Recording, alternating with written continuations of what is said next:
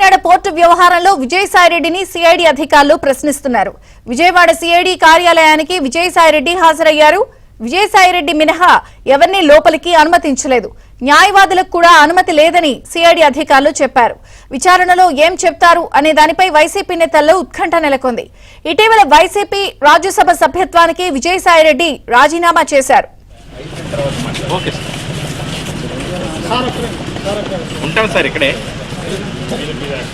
మరిన్ని వివరాలు మా ప్రతినిధి ప్రసాద్ అందిస్తారు. ప్రసాద్, విజయ చంద్రిక ఈరోజు వైసీపీ మాజీ నేత మాజీ రాజ్యసభ సభ్యుడు విజయసాయిరెడ్డి ఆ విజయవాడ సమీపంలోని కానూరులోని సిఐడి కార్యాలయానికి విచారణకు హాజరయ్యారు. ప్రధానంగా ఆయనపై ఇప్పటికే ఉత్తరాంధ్రలో అనేక భూములు దోచుకున్నారనే ఆరోపణలు ఉన్నాయి. దాని మీద కేసులు కూడా నమోదైన పరిస్థితి. అయితే తాజా కాకినాడ పోర్టు వ్యవహారంలో రూపాయి పెట్టుబడి లేకుండా బలవంతంగా బెదిరించి వెంకటేశ్వరరావు దగ్గర వాటాలు రాయించుకున్న వైనంపై ఆయన ఫిర్యాదు మేరకు సిఐడి అధికారులు కేసు నమోదు చేశారు. ఆయనతో పాటు విక్రాంత్ రెడ్డి, శరత్చంద్రారెడ్డితో పాటు మరో ముగ్గురిపై కూడా ఈ కేసులు నమోదయ్యాయి.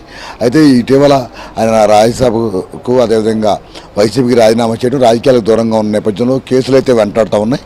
ఈ ప్రధానంగా ఈ సిఐడి కేసు నమోదైన నేపథ్యంలో అసలు ఈ కాకినాడ పోర్టు వ్యవహారంలో ఏం జరిగింది, ఎవరెవరు ఆదేశాల మేరకు ఈ విధంగా వ్యవహరించారనే అంశాలపై కూడా పూర్తి సమాచారాలు సేకరించేందుకు ఆయన విచారణ పిలిచినట్టు కూడా సిఐడి అధికారులు అయితే చెప్తా ఉన్నారు. కరెక్ట్గా అయితే 11 గంటలకు కార్యాలయం